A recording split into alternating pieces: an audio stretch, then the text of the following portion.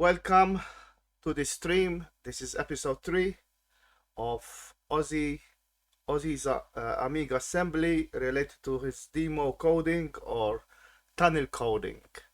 Hello Ozzy, welcome to the stream. Hello, bonjour à tout le monde. In French again. Yeah, I have French colleagues. They are trying Hello to Cersei. teach French. Hello Proton.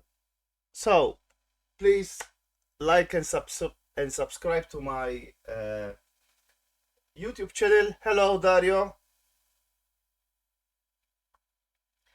And remember that under each video there might be links for code related to the video. Okay, so under the video you click more and you see links related to it.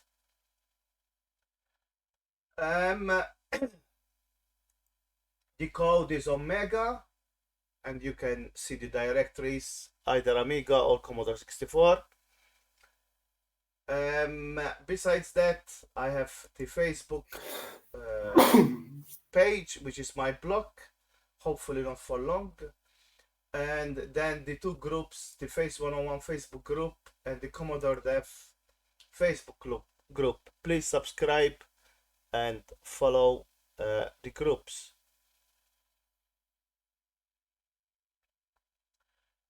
Besides that, you can write to me on Facebook, but the best place to write to me is on Discord. So please join Discord. If you do not like Discord, you can also join my Telegram. Both of them I am quick to reply compared to what I do on Facebook. Besides that, if you want to go that extra mile and support us, let's say that even more, you can either support us on Coffee or on Patreon. Okay, you unlock 272 videos, as you can see here, and they are all related to development, and yeah, they are both equal basically. I mean, I'm saying, but both Patreon and Coffee are the same. So back to myself.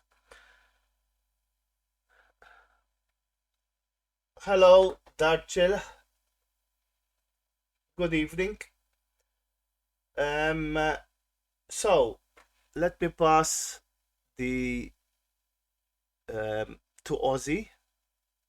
Ozzy, here are you. Here are you.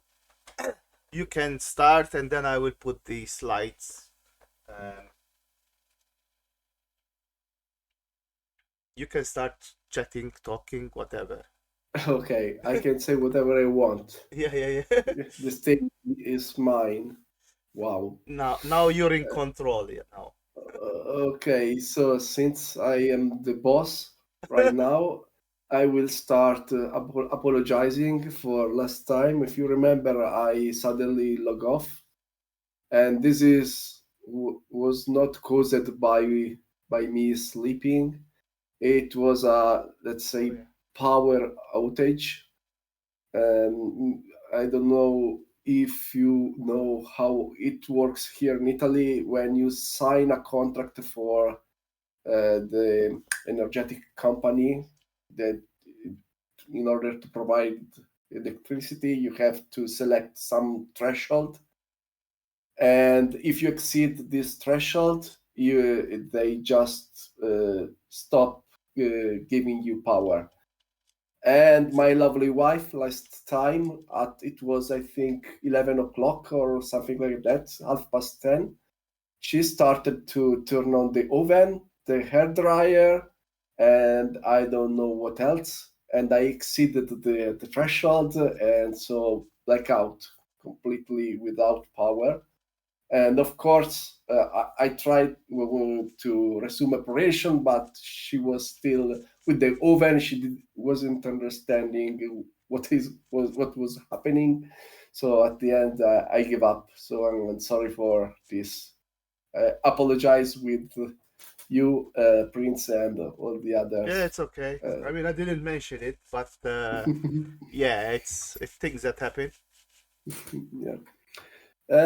So, talking about coding, of course, I this time I really did nothing because I was with you in Florence, Yeah, so the Florence exhibition, and I spent my free time attending this event. It was I was glad to go there. I usually go there every week, every every year. year. Sorry, Yeah, because it's really great.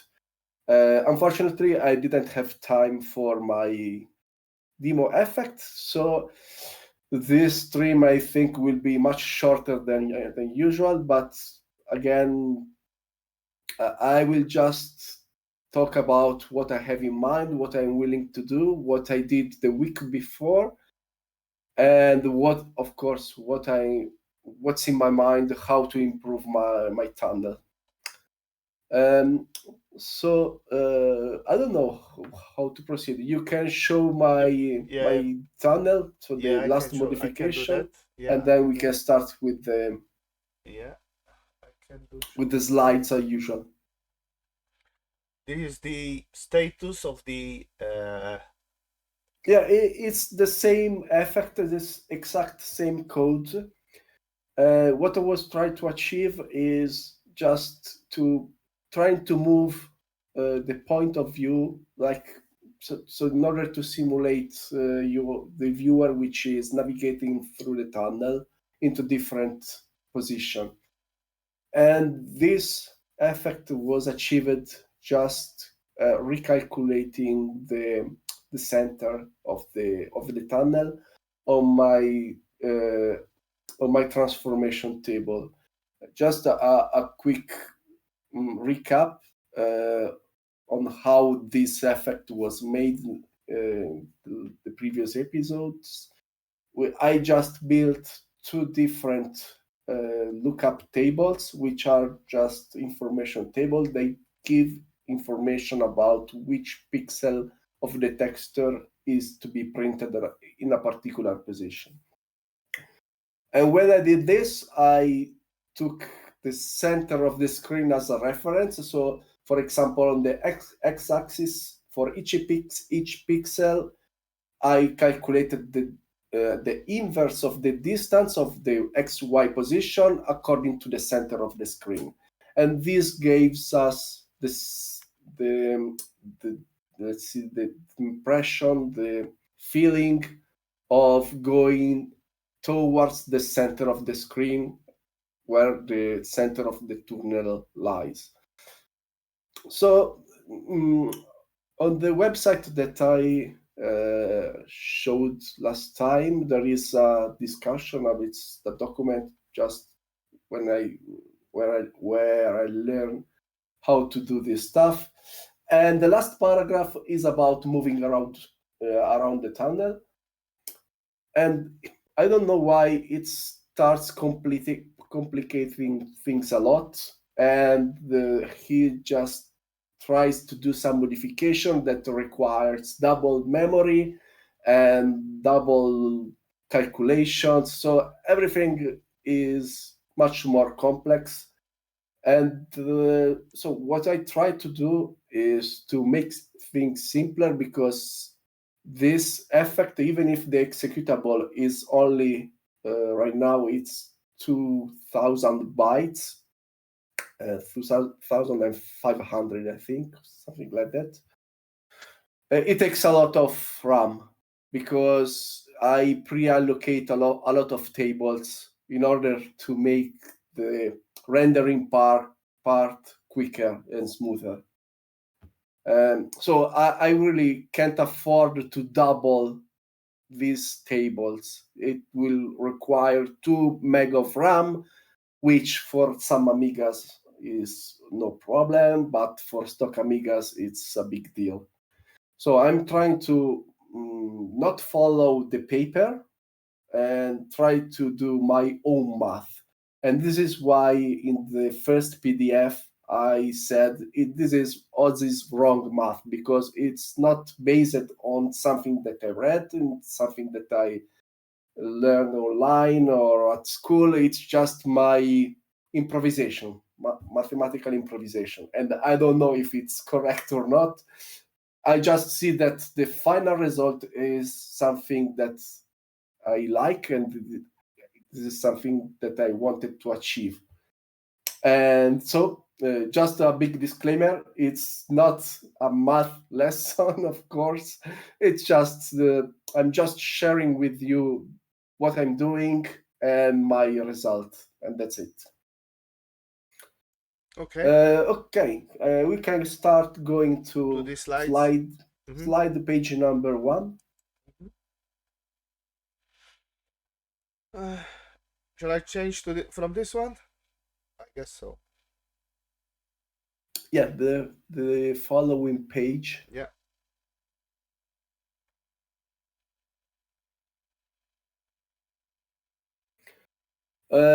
Okay, this is, let's say, always my prototyping stage where I do stuff on my PC and try to fiddle with the numbers, change randomly, and see what happens. And this, as I said before, this is how I initially built the transformation table in order to have the center of the tunnel at the center of the screen.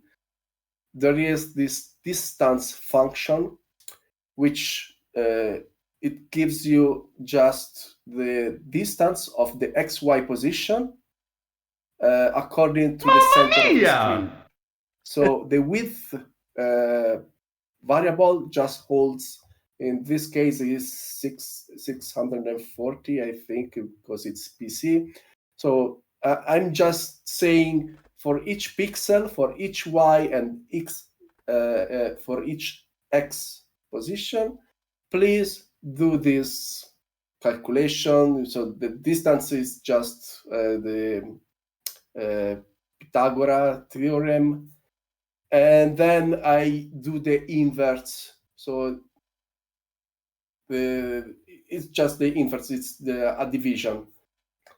And the final result is multiplied for text height, which is the texture height in pixels. And then I just multiply again with the current slider ratio x value, which is just a variable that just gives the number of rings you see from the outer layer of the tunnel toward the center. So the bigger, the more rings, let's say. And of course, the texture is just a checkerboard. It's a XOR texture. The same part is for the y axis. There is the current slider ratio y value, which is again just a parameter you can play with in order to change the look of the tunnel. And then this time, instead of using the dist function, there is atan2 function, which is causing a lot of problems to me because, of course, I have no atan2 function on my Amiga. And again, I feed atan2 the center of the screen. So I'm just saying, please give me the angle of a particular XY position relative to the center of the screen, because atan2 is just it's a trigonometric function which is arctangent. In Italian is arcotangente, and it's just the inverse of the tangent. So you just give the tangent, it gives you the corresponding angle. All this data is then stored in this distance table and angle table, which are just, I call it matrix, but are just vector or vectors. And that's it. And this is what I did last time, essentially. It's just a recap. And on the bottom right of the screen, there is the final outcome, you see that the center of the tunnel is exactly Yeah, I just want to corresponding. say, something here. The image is square, but it looks a bit squashed, but that is because somehow Acrobat uh, is not fitting on the screen properly, so that's why. Um, Yeah, yeah, but it's a just square, just to make you yeah, not a rectangle. it's a square, and the resolution here, I think it's 256 height and height. So it's really a square. This is how it's rendered on my PC. But yeah, all this math works only if you are going by powers of two. So in order to make things simple, having a square is really good because you have some easiness on your calculation. And we are already hitting the limit of the Amiga, so I'm not just going to overcomplicate this. Okay, so please turn the page, and you will see my implementation, which is wrong, I suppose, and I will share you my wrong my wrong stuff. So what I did in order to move, instead of doing what was suggested on the paper, I I just fiddled with the dist function and the 8 and 2 function, and I said, okay, in order to move in this example to the top right, the center of the tunnel, I just need to divide the height by 64, and 64 is the resolution of the tunnel. And the same is for the angle. So the y is divided by 64. Just keep in mind the 8 and 2 function requires you to pass the y on as a first parameter and the x as the second parameter. That's how it works. So what I discovered, let's say, if I change my distance table and my angle table like this, I can freely move the center of the tunnel without requiring extra memory. The problem is I have to calculate this stuff at real time on the Amiga, and at the same time rendering. And this is something very taxing for the Amiga because there are a lot of iteration here. But so yeah, you get the point. If you, for example, if you want to move to the upper left, I think you have to just to divide the width by 64, and that's it. And you move the center on the top right, on the top left.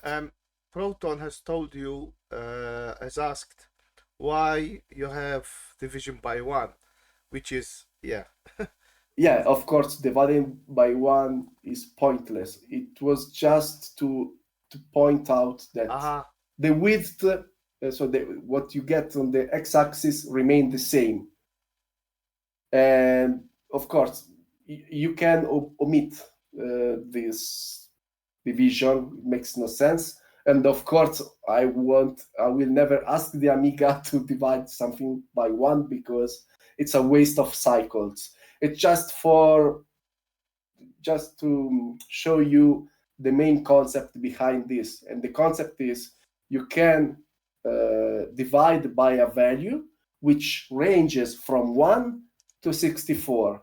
If you divide by 64, you are moving the center toward a particular spot of a particular corner of the square. If you, for example, divide by 2, you are on the center of the screen. If you divide by 3, you are half of the center, halfway between the top of the screen and the center of the screen, and so on. When you reach 64, you are reaching a particular the border, the edge of the screen. That's why I put width divided by 1. But it just to point out the concept. Of course, in, let's say, production, even if it's not production here, we are just joking with the Amiga. We want report divide by 1, which is completely meaningless, of course. As I said, the final result is showed on the bottom right corner, and that's what I did. And this is again a prototyping stage. And please turn the page. I don't remember what I put on the third page. Okay, this is another example, but the concept is the same. This time I divided the x-axis by 64, and the height is not divided. And in this particular situation, the center of the screen, even if it's covered by your bar, it's on the bottom left.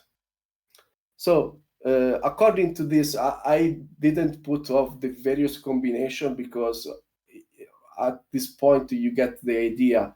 According to the combination of the what you put on the division, on the width, on the height, you can move around the center of the tunnel. And it's quite straightforward. For example, I think if you divide everything by 64, I think you go on the top, on the bottom right, and if you divide everything by 2, you return to the center. So there are all these combinations. You just need to recalculate this table over and over again, and to move the center of the tunnel. And that's the idea. Please turn the page. Mm-hmm. Wait, because I lost the mouse. Okay. There you go. Okay. And this is where I spent most of the time last weekend, the 8 and 2 dilemma. So you see, there is this particular, let's say, C style code. It's not C, but no, yeah, it's really C. It's just ANSI standard C. So my problem here is I want to port this line of code from my PC, my Linux PC, using GCC. I want to port it to the Amiga. And as you see, there is a integer casting, which is doable on the Amiga. We have a multiplication, so current slide ratio y value multiplied by text width, which is taxing, but it's doable on the Amiga within a particular threshold, of course. And then you have to multiply by this function, this infamous function, which is 8 and 2, and you have to divide by pi. And pi is what I think it's called the irrational number in English. I don't know if it's the exact term. So asking the Amiga to use the div instruction and to divide it by an irrational number, it's something that it's not easy to do. So I just put on my thinking cap and I said, how can I translate this to assembler? Because it's not trivial, at least for me. My first approach was to say, okay, let's assume that this 8 and 2, I just pre-calculate every possible combination of 8 and 2. And I said to myself, okay, I can put, for example, the Y value on the D0, data register 0, and put the other value on D1. And then I do a very big table with all the combinations. And in this table, I just put the return of 8 and 2 divided by pi, which again, it's a decimal number. It would require a word, let's say, for each table entry. And I did the math, and it was not doable. It required the table was too big, and this is not something that I wanted to have. So I started investigating how 8 and 2 works, because maybe if I understand what 8 and 2 is doing, I can try to figure out a different way to have similar results, not very accurate, but in some limits, the data could be useful, even if it's not 100% correct. And so this is what 8 and 2 does. It just returns, as I said before, the arc tangent of y divided by x, so that it's the tangent. And using the signs of the two arguments to determine the quadrant of the result. So the difference between the tangent function and this 8 and 2 function is that the tangent arc tangent function is just gives you results in the interval of pi divided by 2 and minus pi divided by 2. So it doesn't take account really in which quadrant you are working. Instead, the 8 and 2 just remembers, just analyze which type of data you are feeding. For example, x can be negative and y can be negative. And according to this, gives you different results. And here I wrote, it always returns something between minus pi and pi. And this notation, I mean, minus pi is never returned, and pi is returned. So if you feed, for example, negative value for the x, and the y is 0, you get this minus pi, this pi value instead of minus pi.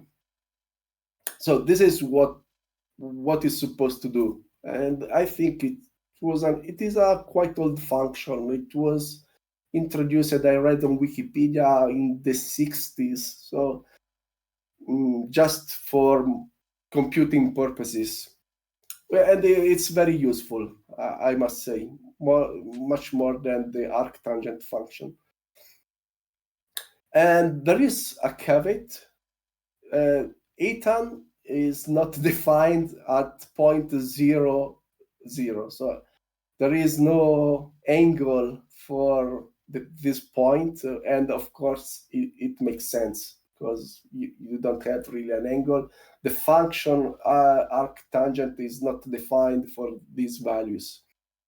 And again, this is another problem for me, because the Amiga, I don't know how to represent, let's say, a out of domain value, because 0 it means 0, but here arctangent of 0 is not 0, it's not defined, and this is something that it can be represented on modern PC and also in C, but with my regular Amiga I don't know how to handle this. So I end up in my implementation, I just said, okay, in this particular situation, just return 0, even if it's mathematically wrong, and who cares? So maybe I'm just doing some, just thinking about useless stuff. Can you hear me? Yeah, you're fine. Yeah. Because my browser is stuck for some reason. I don't know. So, Hold on. No, now it's fine. Now it's fine. Oh. So what I did at the end is I Oh, built. hold on. Because Do you I'm have seeing, connection issues? yeah, it looks like the connection dropped. Twitch is saying there was a network error. Please try again. I think it's Twitch. It's not you. Yeah, yeah, it's Twitch. Yeah, it was not. It. I do not have. I do not have frames that it dropped, but I saw on the screen that you were getting um, connection, and of course, why? Because it wants to do its own advert. I think Oh, okay. Always the it's coming. advertising thing. Yeah, stupid adverts. Yeah, yeah, Okay, we need to give some money to Mr. Jeff Bezos yeah, yeah, because yeah. Because otherwise he if you can. try to avoid the advert, it will do that. Now, I think. Okay, so just to finish my talk, this is what I did. I wrote this little piece of C code and I said, okay, for each XY value where X and Y are positive, you just print a byte. So this printf dc.b and c just prints the binary conversion. And the output is, let's say, a code which is suitable for VASM. It's just a series of dc.b and then a byte value, a byte value in order that can be understood by VASM. And I only analyzed this first quadrant in order to save memory, in order to save RAM memory. So the idea is just limit the analyzing only the first 62 points on the X on the and on the Y. Use a byte instead of a word. So it should end up something like 4,000 bytes, which is still a lot because I want to remember I'm trying to do a 4K animation. The final executable should be more or less 4K. So it's quite small executable. And with this data, I want to derive the other quadrants. So the second quadrant, the third quadrant, and the fourth quadrant, just using this data. And the idea is to, I will explain it later on the next slide, but you get the point. I want just to include some data, and from this little piece of data, figure out which is the corresponding data on the rest of the angles in order to save space. And of course, the pi division here is already in the final pre-calculated table. So the final result is a decimal value which goes from -1 to 1 instead of minus pi to pi, but it's the same. So that's what I did, and I implemented this in A processing. I did some testing. There are a lot of tests. I just throw some stupid numbers and then I use Wolfram Alpha in order to figure out if the result I get from my routine is correct or not. This is my workflow, let's say. And so far I get pretty decent result. I didn't apply this because what you saw before is just the pre-calculated table. This is not computed. It's data which is already there. But my goal is every time I draw the tunnel, I reserve some raster time in order to figure out the new transformation table, and I want to launch my 8 and 2 function, which is written in assembler using this technique, this lookup table. And frame by frame, let's say I calculate 10 points or 100 points. And when I'm done, I will just switch tables. I will use this one. And the idea is the final result should be something like you can move freely inside the tunnel using, for example, your joystick or your mouse or whatever. It just takes a lot of time to calculate this transformation table, so don't expect that it will be instantaneous. So it's not something that could be done for a game, even if there is one that use this approach as a gameplay. But it could be nice because the final goal is to have this final effect in the Carlos demo disc. So the idea is to use double bit plane, put my tunnel in the back bit plane, and then he starts writing something on the front bit plane. So you have this effect of overlaying. And then in the text, you will see, for example, press F1 to launch demo number 1, and press F2 to launch demo number 2. And that's it. So this is what I'm going to do next weekend. I will just try my 8 and 2 implementation with this table in order to see if possible to recalculate the transformation tables on the fly. So that's my silly idea. Your homework for yourself. Yeah, that's my homework. Or challenge. If my math is correct, it should be doable. So I think for example, every second you get a different tunnel, and it will be real-time calculated instead of pre-calculated. So it will be. I will be very happy if I can achieve this. So I think we are at the end. There is just only one final slide. Yeah.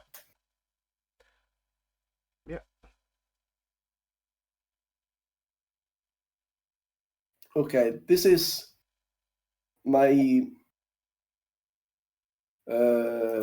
my implementation of 8 and 2, and this is how 8 and 2 works. So you see that the image is taken from Wikipedia. It's not mine, and this image just describes what returns, what 8 and 2 returns. For example, if you give 8 and 2 the y equals 0 and x equal 1, you get 0 degrees, and makes sense. If you go with 0, 1, you get pi divided by 2. And this value is the same of the arctangent function. So what you see on the right, so on the first and the fourth quadrant, should be the same of arctangent function. You can use interchangeability. Things differ when you go on the second and on the third quadrant because the x is negative. So what I did here, I just analyze the sign of the numbers and I say, okay, if x is negative, please do, I don't know how to say it. I call it angoli supplementary angles. Yeah. I just say, please do 1 minus what you found on my lookup table. That's the idea. And the outcome should be the correspondent angle, but on the third quadrant. Of course, I use 1 because I'm using all values are divided by pi, if you remember from the C code that you saw before. So instead, if I want to use radians, I will just say pi minus the angle in radians that returns from my lookup table. Additionally, if I am on the bottom side of this circle, so the third and the fourth quadrant, I have to multiply by -1. So in other words, I change the sign of the result. And this is quite easy to do in assembler because we have the neg CPU instruction, and it just gives you the complement, the two complement, I think it's called, in order to represent a negative number. And so this is the idea. If you want to see the implementation, it's on my GitHub, but it's quite messy right now because there are a lot of if, else, if cases. So there are a lot of branches because I want to analyze if x is equal 0, if x is negative, or if x is positive. And the same for the y. So it's a big waste of time and needs, of course, needs a lot of optimization. I remember that I read somewhere in the past that with the M68 assembler you can do a single branch, a single test instruction or something like that in order to have a 3-state if statement or something like that. Maybe I can take advantage of this. But yeah, so far I just want to achieve something that works, and then I will think about optimizations. Another thing that I'm thinking about is what Pellicus told me, I think, some time ago. And he told me that there are Amiga programmers that are using the blitter in order to do massive operation in memory. For example, if you have if you want to perform a multiplication, you can ask the blitter to just shift the numbers that are in memory because the blitter has shift capabilities, and shifting means divide or multiply. So probably there is a way to optimize all my stuff using the blitter. I can say, please, if you want to multiply what my arctan2 function is returning in order to have other effect and other transformation table, I could just say this is the basic, so a basic arctan2 result. So a basic table built with my 8 and 2. I just feed the blitter with the pointer of this piece of memory, and then I start the blitting, asking to shift, and maybe I can multiply each word, because it operates in word or byte, in two, by two. And the same could be done for addition or subtraction, because using meme terms, you can add or multiply. So the idea is I won't hit 50 frames per second, of course, but the idea is to recalculate my transformation tables at runtime, just using one base table, and the other are calculated with the same data using the blitter. This is, if I can do this, I will be very, very happy, and I'm pretty sure that I will get some cool effect. Otherwise, it will just stay like this. It's a nice tunnel and it works. So I'm already pretty happy with my results. This time, I want really to stay inside 4K. I started also to study something because I found some code that produces some melodies. So the idea also is to have some very simple sound in order to stay in 4K. So while the tunnel is running, the idea is to a little beep which is played, a little sample which is generated before the game loop starts, and feed all this Pola with all this data. And this is another story, of course. I'm just prototyping with my PC, and I'm not even at the Amiga stage. So I'm just experimenting because I found some paper online which are very promising that just teach you how to produce music without using the mod player or the P61 player. You can just write code in order to describe your function. So should be pretty cool. Hope that I get there one time in the future. So that's it for now, for today. I'm sorry if I was too brief, too short. I don't know. Okay, guys. I don't think I will stream more this week. On Thursday, I am on the stream of Sam Back to the Bit, but it's in Italian. Also going to start streaming on another channel. I'm invited, okay? It's not that I will stream. I'm invited to the channel. I will let you know. And it will be, I think, Friday, if not mistaken. But anyway, I will do some stuff related to programming, related to Commodore 64. Anyway, so guys, thank you very much, and I hope to see you this weekend. I won't stream. I will be traveling and I have Playcom, so definitely not. But next week I will stream, definitely. So yeah, guys, thank you very much.